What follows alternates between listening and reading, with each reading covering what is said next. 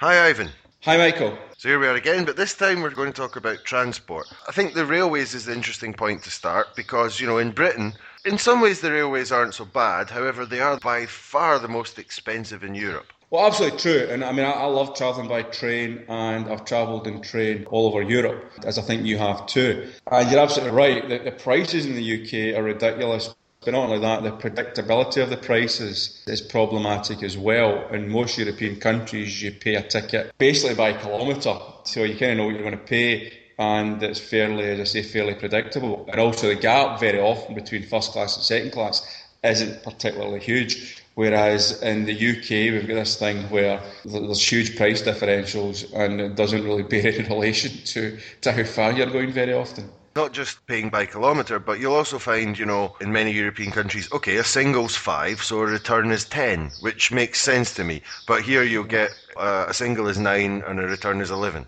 Or even exactly the same price very often for the longer journeys, which is quite bizarre. I've never really understood the logic behind that. Why would you do that? I just don't understand. I don't know if it works on the principle that people have to come back, so they have to buy a ticket, so you get the money up front. I don't really understand it. It's very strange. It would make much more sense to make it flat pricing, I would say. So do they need to pass some laws about pricing rules? Well, I think when they do the contracts for the franchises for the railways, they can put some restrictions in there in terms of price increases. But I think the way it works is that there's some room within that for the rail companies to say, right, the average price increase is whatever, but we're going to switch some prices up and some down within that to reflect what they want to do. So at a specific price level for an individual journey, I think they've got a bit of scope to move the thing about. And certainly it's only going one way. There's no contract that says you need to reduce the prices significantly over a period of time. Of course, the other major thing about the railways is that in most European countries they're still nationalised. Is there a case for renationalisation of the railways?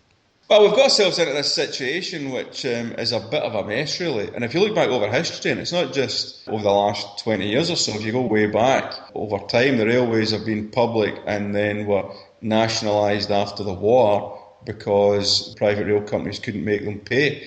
And I think even before that, there was a history of private companies struggling to make a business on the railways. Because if you think about it, it's an inherent monopoly. It's difficult to have competition when you've only got one line. You can kind of make up stuff round about the way they've separated out the track from the different rail operators, all running on the same lines, etc.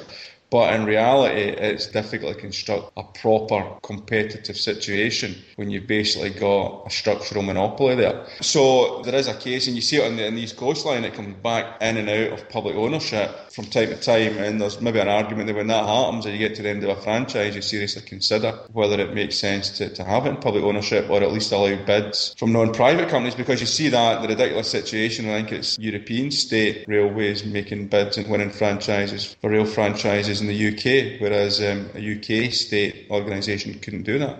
So is it the case that it wouldn't necessarily cost too much money to renationalise them because you can wait to the end of the franchise and pick it up that way?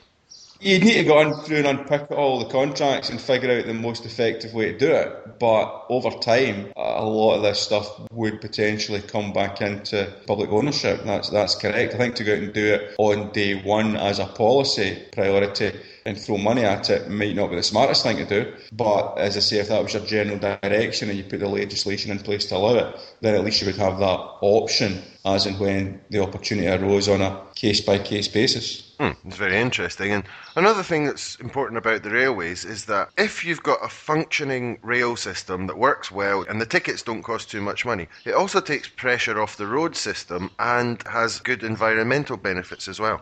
No, absolutely. I mean, I love getting the trains, and given an option, I'll always get the train rather than fly and get the train rather than drive if I can get the timetables to work, because it's a much more comfortable and relaxing and less stressful way of travelling. No doubt about that. You're right, from an environmental point of view, it's got tremendous advantages. And also from an infrastructure cost point of view, it's expensive to build roads. So if you're having to ever expand your road network to cope with increases in road traffic, you're much better investing that in a better, more reliable, cheaper rail service. No doubt about that at all. And that really should be a focus in the long term, no doubt.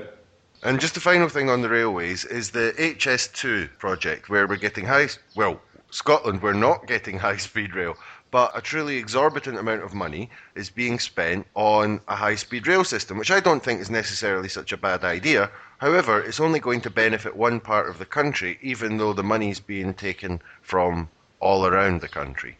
Absolutely true. It's quite a bizarre situation. They're talking about reducing the journey times from Birmingham to London by a few minutes. Now, they do this daft calculation where all these folk that are sat on the train, if they were sat in their offices, they'd be generating wealth for the economy, which frankly is a lot of nonsense because I can get more work done on a decent train journey than I can get sat in an office. And if you sit in the train, somebody brings you cups of tea and stuff, it's actually in some ways better than being in an office. So it's kind of that calculation is a lot of nonsense given the technology for connectivity we have these days. So the whole concept really, to my mind, is about enabling more people to commute into London. That's really what it's all about.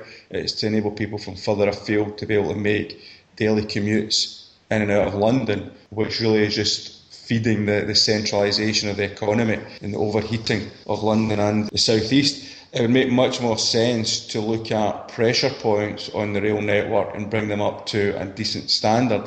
And in Scotland and across parts of England, the railway system is creaking at the seams trying to do what it's doing just now. So I think HS2 in many ways is a vanity project.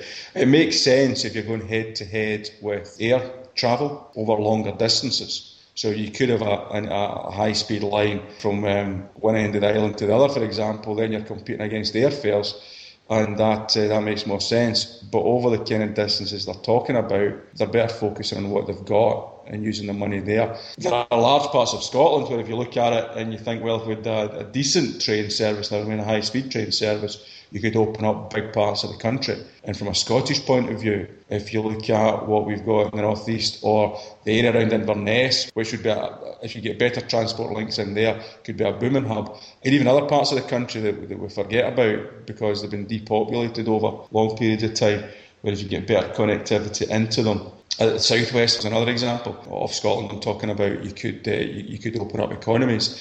So that is something that we should probably give more focus to, rather than the vanity project to save 10 minutes off your Birmingham to London journey. And just the last point on that, your vanity project, I'd agree, but the thing is, it's essentially also a local project, but it has been classified as a national project, and therefore the money comes from all around the UK.